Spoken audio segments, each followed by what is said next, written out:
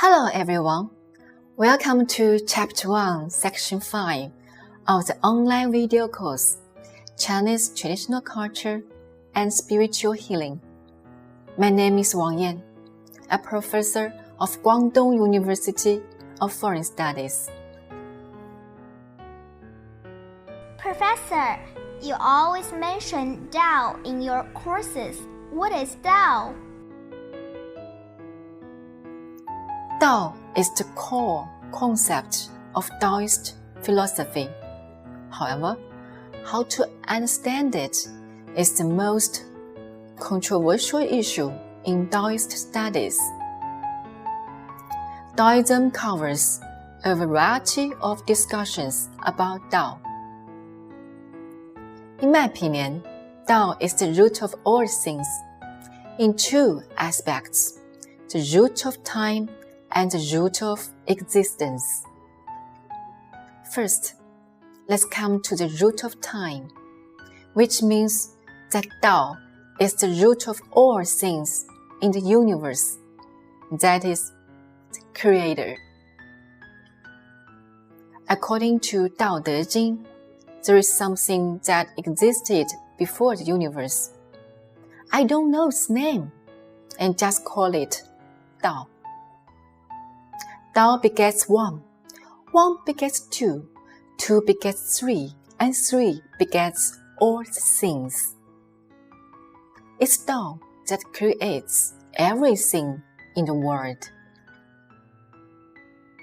In short, Tao precedes the universe in time and is the origin of the universe. As for the root of existence, it indicates that Tao is the noumenon of existence of all things. What is noumenon? A commonly used method to define something is to outline its genus plus species difference. For example, an apple is defined as a kind of fruit within the Rosaceae, in which the Rosaceae is the species difference, while the fruit is the genus. The definition of fruit is some kind of juicy, plant-based food, in which food is the genus of fruit. The definition of food is some kind of edible item which provides substance, in which the edible item which provides sustenance is the genus of food. We can use the method to define the superior genus of a thing until the highest genus. The highest genus is the noumenon of all things. In Taoist, the noumenon of the existence is Tao. According to Tao Te Ching, man follows the laws of earth. Earth follows the laws of heaven. Heaven follows the laws of Tao. Tao follows the laws of its intrinsic nature. What does Tao follows the laws of its intrinsic nature mean? Many people interpret it as Tao follows the laws of nature. But actually, in the time when Lao Tzu lived, the concept of nature has not yet come into being. The meaning of nature here is intrinsic nature. Therefore, the sentence should be interpreted as Tao follows the laws of its intrinsic nature. As Tao is already the highest being and the highest genus, it does not follow other things. In short, Tao is the kind of essential stipulation that all things should have. Now, we can summarize the meaning of Tao. As the root of all things, Tao is not only the ultimate power that creates all things and the origin of the nature of all things, but also the essential stipulation that all things should have. That is the nature of all things. What does grasping the true meaning of Tao in Taoism mean? In my opinion, so-called grasping the true meaning of Tao refers to a person's discovery, listening to and obedience to his or her intrinsic nature, and integration of the ego and universe. If put in a simple way, it means to be yourself and surpass yourself. What is being yourself? Zhuangzi told the story. There is an oak tree believed to be a god, whose canopy was big enough to shed thousands of cows. Many people came to look at it, but a carpenter walked straight ahead without even looking at it. His apprentice was puzzled. "I've never seen such a magnificent tree, but you didn't even give it a glance. Why?" The carpenter replied, "This tree is of no use. If made into a ship, it will sink. If made into a door, it will be deformed. If made into a utensil, it will be worn out. It's useless, so it can live for so many years."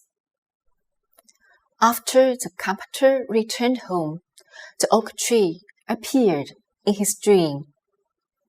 Those fruit trees are picked and hurt by people, suffering a lot all their entire lives because they can bear delicious fruits. They often can't live out a natural life. My uselessness is my greatest use. Hearing this, the carpenter suddenly awakened to the truth.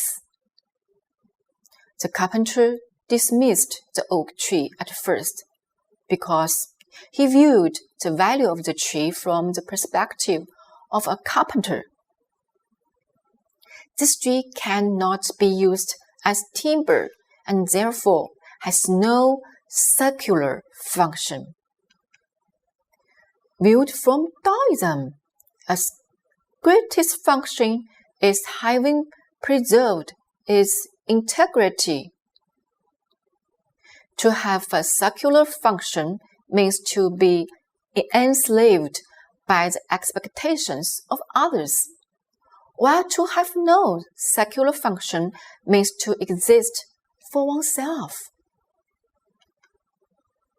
With the story, Zhuangzi wanted to enlighten people that to be yourself means to be liberated from the prison of utilitarianism and be expectations of others, and to exist freely as you are.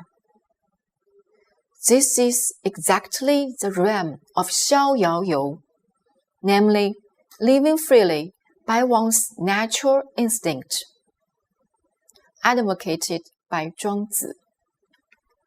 Psychologist Wang Franz commented on this story.